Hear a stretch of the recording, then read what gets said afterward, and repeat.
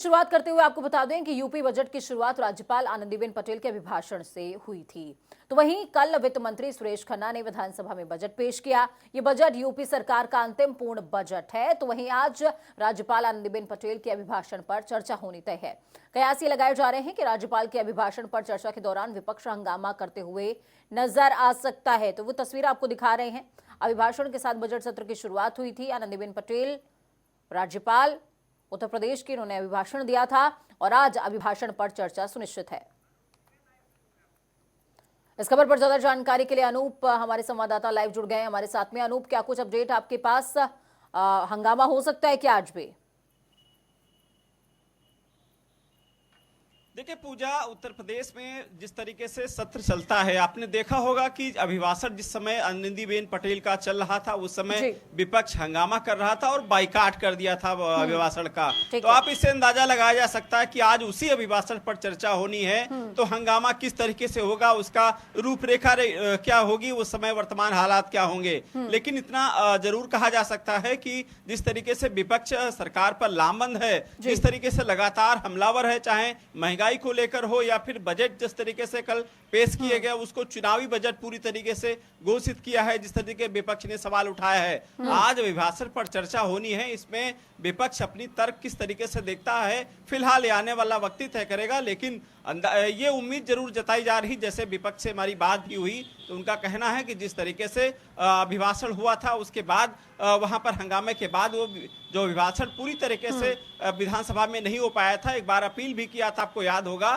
कि आनंदीबेन पटेल फिर से अभिभाषण दे अपना पूरा, जो जिस तरीके से वहां पर हंगामे के दौरान बाइकाट हुआ था। अब उसी पे चर्चा होनी है। अब देखना ये होगा किस तरीके से अभिभाषण पे चर्चा होगी। बिल्कुल बिल्कुल अनूप, लेकिन चुनावी साल है, जाहिर तौर पर विपक्ष के एजेंडे भी यहाँ पर पूरी तरीके से हंगामे के दौरान भी देखने को मिले, क्योंकि वॉकआउट करना सदन से ये दर्शाता है यहाँ पर कि विपक्ष पूरी तरीके से आक्रामकता जो है वो यहाँ पर दिखा रहा है सदन में।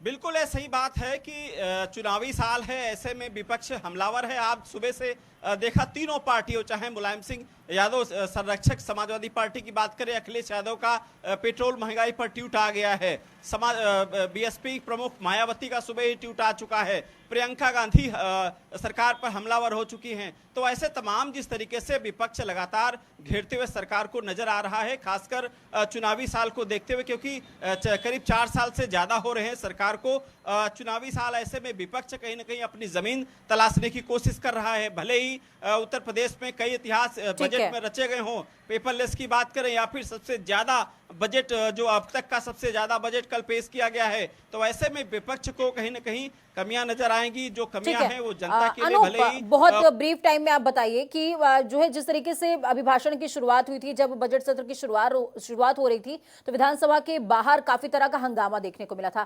क्या आज ऐसी ही तस्वीरें हैं कुछ? देखिए जिस तरीके से हंगामा हुआ था, लेकिन उसके बाद जिस तरीके से सुरक्षा व्यवस्था बढ़ा दी गई थी, विधानसभा के चारों तरफ से जो स्थानीय पुलिस के साथ साथ पीएससी और उत्तर प्रदेश जो स्पेशल टास्क फोर्स की तैनात की गई थी। अब आपको कुछ तस्वीरें दिखाने की कोशिश करूंगा, अपने कैमरामैन से कहूंगा कि तस्वीरें को दिखाएं।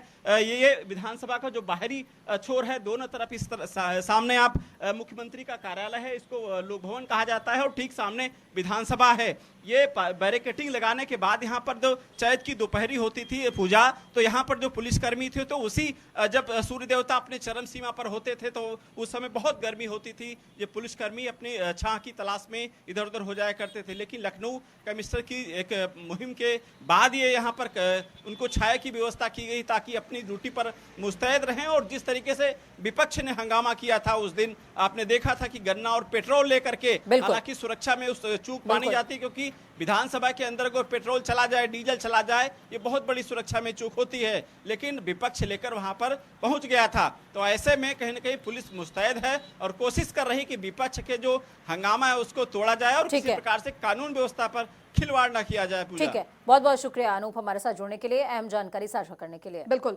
तो आपको बता दें कि पंचायत चुनाव से पहले सभी मुकदमा दर्ज असलाधारियों के लाइसेंस निरस्त होंगे और शासनादेश आने के बाद डीएम और डीआईजी ने कार्रवाई शुरू कर दी है। सभी थानेदारों को 25 फरवरी तक सूची और प्रमाण पत्र देना है और उसके बाद किसी भी थाना क्षेत्र में मुकदमा दर्ज लोगों के पास असलाह लाइसेंस नहीं रहेगा। आपको बता दें कि अब तक 22 के नाम प्रशासन के पास आ चुके हैं। आदेश के बाद अब 44 थानों में मुकदमा दर्ज असलाहधारी यानी कि जिनके पास लाइसेंसी हथियार हैं या गैर लाइसेंसी हथियार हैं, उनकी सूची तैयार हो रही है। थानेदार के नाम भेजने के बाद सभी मुकदमा दर्ज लोगों के जो हथियार हैं, जो आर्म्स हैं, वो लाइसेंस को थाने और गन हाउस में जमा कराया जाएगा। आपको बता दें फिर उनका मामला डीएम कोर्ट में दर्ज होगा। इसके बाद नोटिस देकर जो जिनके पास आर्म्स हैं उनको अपना पक्ष रखने का मौका भी इस दौरान दिया जाएगा। आपको बता दें कि चुनावों के दौरान अमूमन ऐसा देखने को मिलता है कि जो आर्म्स हैं वो रखवाए जाते हैं। बिल्कुल। संजीव हमारे साथ में जुड़ चुके हैं, लखनऊ से हमारे संवाददाता हैं। संजीव, क्या कुछ अपडेट आपके पास इस खबर के रिगार्डिंग? बिल्कुल अंजलि, देखिए अमूमन पंचायत के किसी भी चुनाव से पहले असला जमा कराए जाते हैं। अब की बार जो थाना होंगे वो पूरी तरह रिपोर्ट करेंगे जिलाधिकारी जिन लोगों के खिलाफ मुकदमे हैं उनके असलाह निरस्त के। इसके अलावा उनको एक मौका जरूर मिलेगा, वो अपना पक्ष रख पाएंगे जिलाधिकारी के सामने, लेकिन अंतिम निर्णय करने का काम जिलाधिकारी का होगा। योगी आदित्यनाथ ने बिल्कुल साफ कर दिया है कि पंचायत चुनावों में किसी भी तरीके के असामाजिक तत्वों की सूची बनाई जाए, उनकी सूची थाने पर जमा कराई जाए और ऐसे तमाम लोगों को जिला बदर की कार्रवाई की जाएगी। इसके अलावा असामाजिक तत्वों के खिलाफ मुकदमे दर्ज कराए जाएंगे। 151 की कार्रवाई होती है, 107-16 में उनके नामों के खिलाफ मुचलके दर्ज कराए जाते हैं। पूरी तरीके से सरकार की तैयारी है कि पंचायत चुनाव को पूरी तरह पारदर्शिता और बिल्कुल ईमानदारी से करा जाए। इसके तहत ये जिम्मेदारी सौंपी गई है थानाध्यक्षों को कि उन लोगों की सूची बनाई जाए जिनको लाइसेंस मिले हैं सरकार की ओर से। यदि उनके खिलाफ किसी भी प्रकार का मुकदमा अंजलि थाने में दर्ज है तो उनका लाइसेंस पूरी तरीके से निरस्त कराया जाएगा। 25 फरवरी तक ये सूची जिलाधिकारी कार्यालय को सौंपनी है विद एफिडेविट, और बाद में उनको एक मौका मिलेगा अपना पक्ष रखने का कि उनके खिलाफ किस तरीके के मुकदमे थाने में दर्ज है, किस तरीके की कार्रवाइयां की गई हैं। वो अपना पक्ष से यदि जिलाधिकारी मुतमईन होते हैं, संतुष्ट होते हैं, तभी उनका असला उनको वापस किया जाएगा चुनाव के बाद। नहीं तो जो असलाधारी है उत्तर प्रदेश में उनकी संख्या कम कराने के लिए जाहिर तौर पर संजीव जाहिर तौर पर जो मुकदमा दर्ज असलाधारी हैं उन्हें उनके जो असला हैं वो यहाँ पर लिए जाएंगे। लेकिन क्या कोई तारीख यहाँ पर तय की गई है कि इस तारीख तक ये सब जो प्रोसीजर है वो यहाँ पर कंप्लीट हो? क्योंकि सूची की तारीख आ गई है संजीव, सूची की तारीख आ गई है, लेकिन ये सारा प्रोसीजर कब तक कंप्लीट होगा उसकी तारीख? जी बिल्कुल पूजा, देखिए 25 फरवरी तक जो थानाध्यक्ष हैं उनको जिलाधिकारी को जो सूची है वो सौंपनी है। इसके बाद जिलाधिकारी एक कमेटी गठित करेंगे, वो कमेटी निर्णय करेगी कि जो फला असलाधारी है उसके खिलाफ जो मुकदमा है वो इस तरीके का तो नहीं है, कहीं वो चुनाव को प्रभावित तो नहीं कर सकता, कहीं इस तरीके के असामाजिक तत्व जो पंचायत चुनाव को प्रभावित कर सकते हैं या पंचायत चुनाव में कोई व्यवधान पैदा कर सकते हैं। उत्तर प्रदेश मुख्यमंत्री का साफ जो अपराध के प्रति टॉलरेंस की नीति है उस पर चलते हुए जाहिर तौर पर पंचायत के चुनाव जो है वो पारदर्शी तरीके से हो, ये बहुत बड़ी चुनौती है। बहुत बहुत शुक्रिया संजीव कपासिया इस तमाम जानकारी के लिए। तो आगे बढ़ते हुए आपको बताएं कि नए कृषि कानूनों के खिलाफ बीते कई दिनों से किसानों का आंदोलन लगातार जारी है। दिल्ली के बॉर्डर पर अपनी मांगों को लेकर किसान बैठे हुए हैं। किसान अब लगातार कुछ ना कुछ गतिविधियां कर रहे हैं, आंदोलन को धार देने में लगे हुए हैं। तो वहीं आज आंदोलित किसान पगड़ी संभाल दिवस मना रहे हैं। आज के दिन अजीत सिंह और स्वामी सहजानंद सरस्वती की याद करते हुए ये दिवस मनाया जा रहा है। तो वहीं किसान अपने आत्मसम्मान का इजहार करते हुए अपनी क्षेत्रीय पगड़ी पहने हुए नजर आएंगे। बिल्कुल, तो किसान आंदोलन का ये एक और रूप है पगड़ी संभाल दिवस। अपनी क्षेत्रीय पगड़ी को एज अ सिंबॉलिक जो किसान है वो पहनेंगे। बिल्कुल, तो आपको बता दें कि जो सर के ऊपर साफा रखा जाता है या पगड़ी रखी जाती है, ये सम्मान का प्रतीक होती है। तो आज सम्मान के प्रतीक के तौर पर यह दिवस मनाया जा रहा है। बिल्कुल। उधर यूपी में ठीक 1 साल बाद विधानसभा चुनाव होने हैं और इन चुनावों में अपनी नैया पार लगाने के लिए कांग्रेस किसानों का सहारा ले रही है। किसानों के मुद्दे पर कांग्रेस सरकार पर लगातार हमलावर भी है और इसी सिलसिले में कांग्रेस यूपी के कई जिलों में किसान पंचायत का आयोजन कर रही है और इन पंचायतों में कांग्रेस महासचिव प्रियंका गांधी वाड्रा खुद किसानों के साथ बातचीत कर रही है।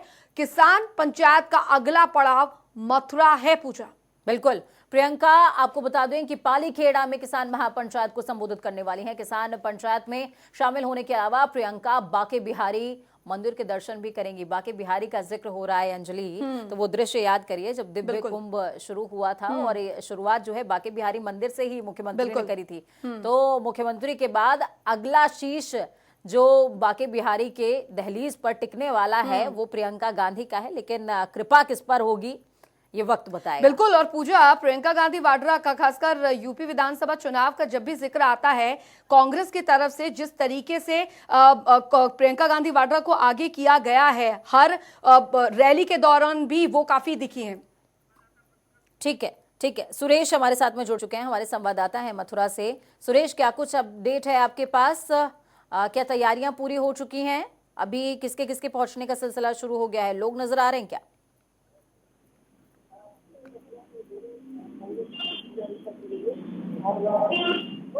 सुरेश, आप तक हमारी आवाज पहुंच पा रही है क्या? कार्यक्रम शुरू हो गया है, कौन कौन पहुंचा है, कितने बजे कार्यक्रम जो है शुरू होगा? प्रियंका गांधी वाड्रा कब तक पहुंचेंगी? चलिए, लगता है संपर्क नहीं हो रहा। पूजा, इनसे दोबारा कोशिश करेंगे, लेकिन एक बात का जिक्र यहाँ पर होना चाहिए, किसान आंदोलन जिसका राजनीतिकरण नहीं होना चाहिए, इस बात का जिक्र किसान कर रहे हैं, लेकिन कांग्रेस के लिए ऐसा लग रहा है कि ये किसी संजीवनी से कम नहीं है मुद्दा। तो दूसरी तरफ कानपुर में ड्रग माफिया सुशील बच्चा के खिलाफ प्रशासन ने कार्रवाई तेज कर दी है। जी हां, भारी पुलिस बल के साथ में जिला प्रशासन ने काकादेव थाना क्षेत्र में माफिया के घर को जमींदोज कर दिया। तो वहीं इस कार्रवाई में हड़कंप मचा हुआ है। दहशतगर्द विकास दुबे के बाद ड्रग तस्कर सुशील शर्मा माफ कीजिएगा उर्फ बच्चा का साम्राज्य पुलिस प्रशासन ने अपने जो है कहीं ना कहीं रडार पर ले रखा है और धीरे धीरे करके इस पर वार हो रहा है। बिल्कुल। तो आपको बता दें कि काकादेव थाना क्षेत्र के विजयनगर अंबेडकर नगर में डिफेंस की जमीन पर कब्जा कर बनाए गए 2 मकानों को जमींदोज करने का काम शुरू हो गया है। तो अभिनव हमारे साथ में जुड़ चुके हैं, कानपुर से हमारे संवाददाता हैं अभिनव, क्या कुछ अपडेट आपके पास? जी, आपको बता दूं कि लगातार माफियाओं पर अब कार्रवाई शुरू हो गई है। शासन ने पर कार्रवाई करने को कमर कस ली है।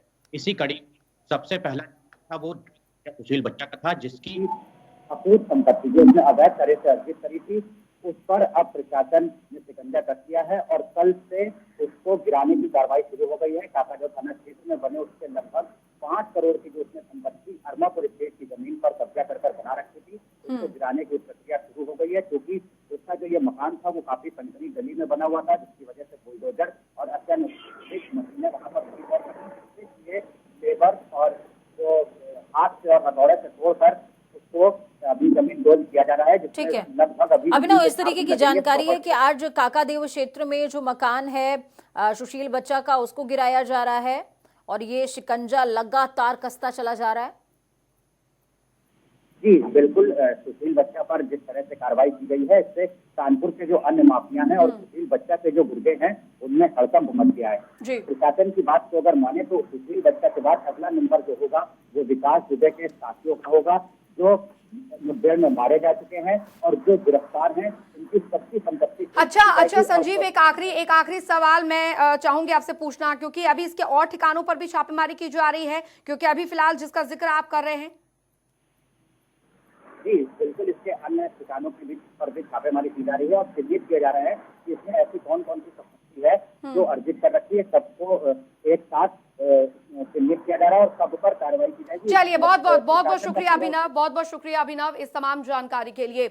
बढ़ेंगे आगे। केंद्रीय मंत्री और अमेठी सांसद स्मृति ईरानी ने गौरीगंज आपको बता दें रजिस्ट्री कार्यालय पहुंचकर अपने आवास के लिए जमीन की रजिस्ट्री कराई है और रजिस्ट्री के बाद स्मृति ने कहा है कि चुनाव के दौरान जनता ने उनसे अमेठी में आवास बनाने का आश्वासन मांगा था, जिसे उन्होंने पूरा किया है। आपको बता दें कि स्मृति ने कहा इस दौरान कि अमेठी उनके लिए घर की तरह है। 2014 से ही अमेठी से चुनाव लड़ने के बाद ये मेरे लिए संघर्ष द्वारा जनता की समस्याओं के समाधान का प्रतीक बना है। पिछले 50 सालों से गांधी नेहरू खानदान अमेठी में सक्रिय रहा।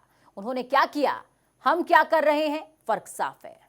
बिल्कुल, तो स्मृति ईरानी का लगाव अमेठी से क्या रहा है वो शायद हर बार देखने को मिला है, लेकिन अब वो आवाज भी पूछे यहीं पर लेने जा रही हैं। बिल्कुल, और इसकी शुरुआत जो है जमीन की रजिस्ट्री के साथ स्मृति ईरानी ने कर दी।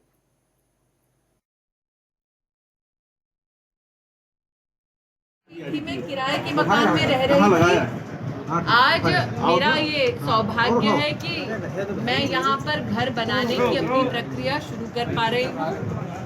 अब तक मेरे संसदीय कार्यकाल का 2 वर्ष भी पूरा नहीं हुआ, तब भी इन 1.5 वर्षों के अंतराल में मैं ये दिए हुए वचनों को पूरा कर पाई हूँ। इसलिए प्रभु की मुझ पर असीम कृपा रही। कब से घर बनेगा, कब तक बन जाएगा? आज रजिस्ट्रेशन कराया है और आशावादी हूँ कि बहुत ही जल्द निर्माण कार्य शुरू होगा। गांव के सभी नागरिकों की अभिलाषा थी कि भूमि पूजन के दिन घर के उस प्रांगण में, उस जगह पर वो स्वयं पधार कर आए और आशीर्वाद दें। तो वहीं शिकंजा कसने के बाद जेल में बंद सपा सांसद आजम खान ने जौहर यूनिवर्सिटी पर लगाए गए 1 करोड़ 37 लाख रुपए के सेस को जमा करा दिया है। हालांकि अभी सपा सांसद ने सेस जमा न करने पर लगाए गए ब्याज समेत अर्थदंड की रकम को जमा नहीं किया है, जिसको लेकर अब और सख्ती करने की तैयारी की जा रही है। बिल्कुल, तो रामपुर के सहायक श्रम आयुक्त नम्रता सिंह ने बताया है कि जौहर ट्रस्ट की ओर से 1.37 करोड़ रुपए सेस के रूप में जमा किए हैं, लेकिन अभी अर्थदंड जमा नहीं किया गया है। अर्थदंड जमा करने के लिए भी नोटिस जारी किया जाएगा। तो अनूप हमारे संवाददाता फोन लाइन पर जुड़ चुके हैं हमारे साथ में। अनूप, क्या कुछ अपडेट है आपके पास? देखिए पूजा, ये बिल्कुल सही बात है कि आजम खां पर मुश्किलें लगातार बढ़ रही हैं, चाहे मुकदमों की बात करें या फिर जौहर यूनिवर्सिटी का जिस तरीके से मामला उजागर हुआ था, कई आरोप लगे थे जिसमें इन पर अर्थदंड भी लगाया गया था। ये आजम खां की तरफ से 1 करोड़ 37 लाख रुपए भले ही जमा करा दिया गया हो, लेकिन जो जिस तरीके से उन पर अर्थदंड ब्याज समेत लगाया गया था, वो ब्याज अभी तक नहीं जमा कर पाए हैं, जिसको लेकर जो विभाग है वो सख्ती बनाने के मूड में आ चुका है। और जिस तरीके से लगातार आरोपों के घेरे में आजम खां चल रहे हैं, उनके परिवार की बात करें, चाहे उनकी पत्नी तंजीम फातिमा की बात करें या फिर उनके बेटे पर जिस तरीके से आरोप लगे हैं, तो आजम खां पर लगातार आरोप लगते चले गए और आजम खां की मुश्किलें लगातार बढ़ रही हैं, ये कहा जा सकता है। जी, जाहिर तौर पर अनूप, लेकिन अर्थदंड जो है वो अभी तक जमा नहीं करवाया गया है, तो आगे किस तरीके का प्रोसीजर रहेगा, कब तक वो जमा करवाएंगे और अगर नहीं होता तो क्या कार्रवाई आगे होगी? देखिए, श्रम विभाग से नोटिस जारी की गई है कि जो अर्थदंड जो लगाया गया था, ब्याज समेत जो बात हुई थी, अर्थदंड लगाया गया था, उसको लेकर तत्काल प्रभाव में आजम खां एक निर्धारित समय पर जो ब्याज है वो जमा करवा दें। इसके अगर समय सीमा पर नहीं जमा करवाते तो विधिक कार्रवाई उसमें की जाएगी। ठीक है, चलिए, बहुत बहुत शुक्रिया अनूप हमारे साथ जुड़ने के लिए, अहम जानकारी साझा करने के लिए।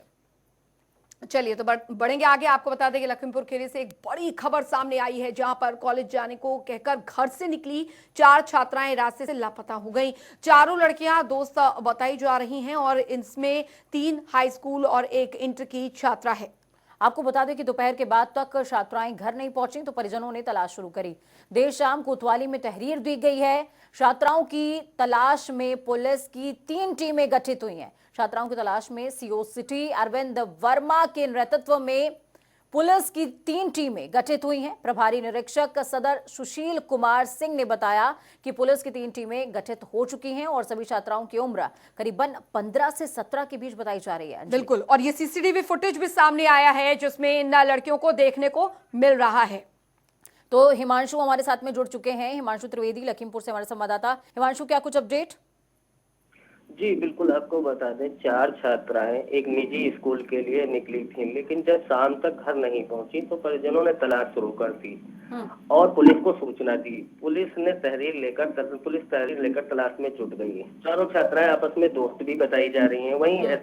वहीं एसपी विजय ढोल ने बताया कि छात्राओं की तलाश में सीओ सिटी की अगुवाई में 3 टीमों का गठन किया गया है, जो कि एक टीम लखनऊ में तलाश कर रही है और एक पड़ोसी जनपद सीतापुर में तलाश कर रही है, एक लोकल तलाश में जुटी हुई है। हिमांशु, लेकिन जो ये सीसीटीवी फुटेज सामने आया है, इससे कोई सुराग पुलिस को लग पाया है क्या? इस सीसीटीवी में क्या चारों छात्राएं देखी गई हैं? जी बिल्कुल, आपको बता दें, पुलिस ने सीसीटीवी के आधार पर बताया है कि चारों छात्राएं कपड़े बदलकर जाती हुई देखी गई हैं। वहीं एक शोरूम में भी जाती हुई देखी गई हैं। ठीक है, चलिए बहुत बहुत शुक्रिया हिमांशु हमारे साथ जुड़ने के लिए, अहम जानकारी साझा करने के लिए। अपना बहुत ज्यादा ख्याल रखें।